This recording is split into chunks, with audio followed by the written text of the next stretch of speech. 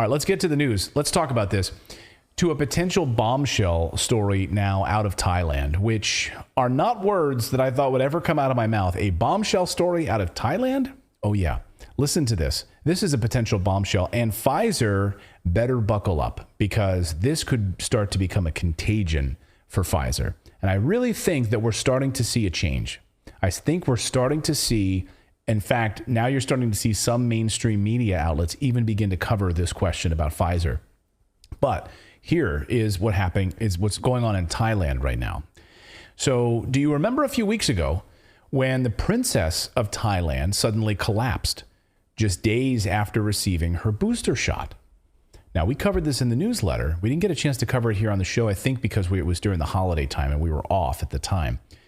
Anyway, she's still in a coma to this day. Okay, this happened about 3 weeks ago. Well, now we're learning that the Thai royal family has been told that her collapse had nothing to do with a bacterial infection, which is the story they were sold at the beginning. Imagine having the cojones to go into the royal family, to the king, right? And be able to say, Your Highness, the reason she's in a coma is because of a bacterial infection. To which anyone with a brain would say, oh, then give her an antibiotic and she'll be good by tomorrow. No, that's not the case. That's what they told him. That's what they told the royal family initially, bacterial infection. They were lied to, of course. And as I mentioned, an antibiotic would have nipped this in the bud very quickly.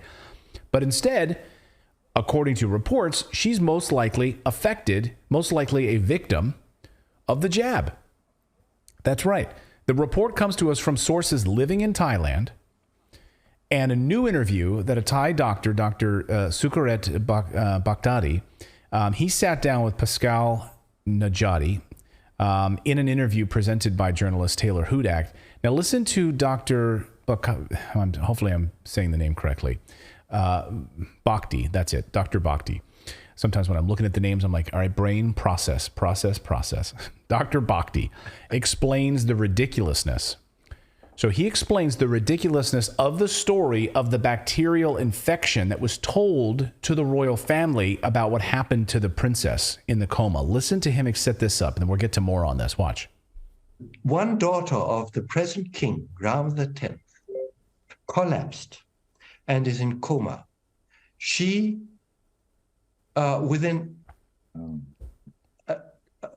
I think it was 23 days after the third shot. And she's young. Of course, 44 years old, never been seriously ill, collapsed and is now in a coma. And the diagnosis that was given by the authorities and by the university is so ridiculous.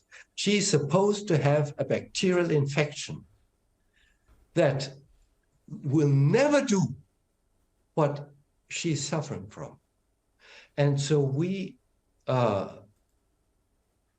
determined, and the activists in Thailand who have been on this for many, many months now, great guys, also a professor from the university in Bangkok. He's gotten in touch with the royal family, and we are sending information to the royal family to alert them to the fact that in all probability, the princess is suffering as a victim of this jab, as so many people around the world have been suffering. You know what's even scarier for me with this story, really quick? Yeah. Is the fact that there are powers that be that had more power to misinform a king about what happened to his daughter. Who is that? Right. That's what I want to know. Yeah. Well, if you realize the tentacles of this thing, how many billions are at stake around the world. I mean, the fact that you literally have like the head of these groups texting with the head of the European Commission, right? Ursula von der Leyen. Like, we want to know the context of those text messages.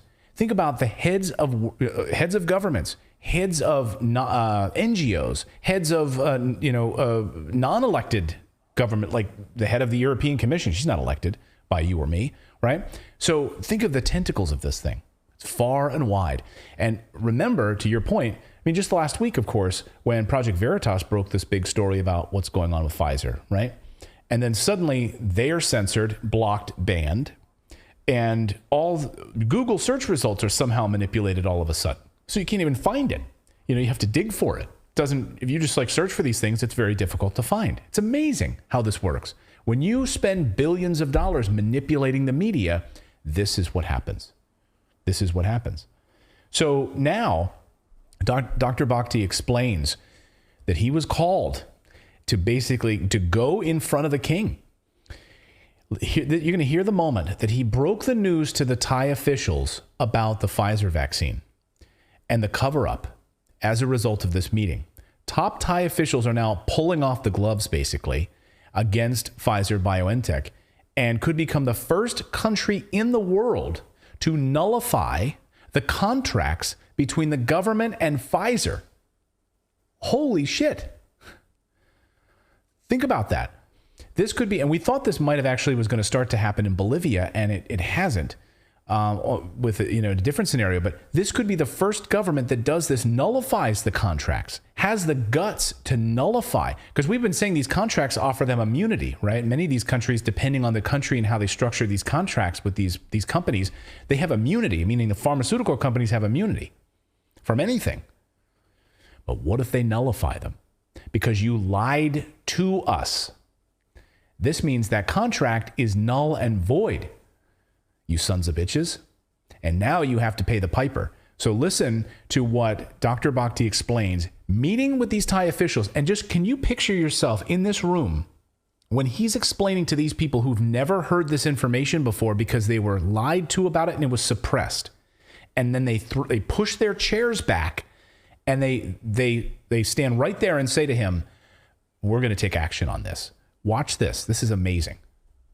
They said, if you are coming to Thailand, I am still a Thai, by the way. I am Thai German.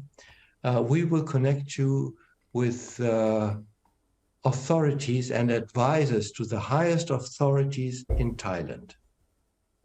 And this is what happened. And so I had the opportunity, the first opportunity in 3 years, to talk to the top advisors of a government in any country. And it was very, very impressive. Now, let me just say, before we get to more of this, the reason he wasn't invited to talk everywhere else is he published papers, reports on the clots, the blood clots, because of his research, and it was suppressed and it was blocked. So the only country that now wants to sit down with him and hear from him is Thailand. I laid out to them that this whole COVID-19 agenda is a fake, and why it's a fake. And I was able to lay out before them the proof that the COVID vaccinations were based on fraud. 18th of October, which we have at our disposal. Mm-hmm. The EMA declared officially that safety pharmacological studies were never performed, never, and they were never deemed necessary. So now we have it. And when I told the Thais this, you know, guys, they jumped up. They jumped up in the room. And so they said to me, we will see to it that Thailand is the first country in the world that is going to declare this contract null and nullify the contract, which means that Pfizer-BioNTech is going to have to pay back those billions to Thailand, with which Thailand will recompensate those peoples that have lost their existence. I don't know. I got chills. Well, and from what I remember, that we've not seen an actual, like, we've seen redacted versions of these contracts. So I'm hoping that they release the contract as well so that we can see what's actually in these things. Oh, I would love that. And now I should point out, of course, the contracts that we get in the United States are different than what was in Bolivia, than what was in, and we were having a judge who was releasing information about the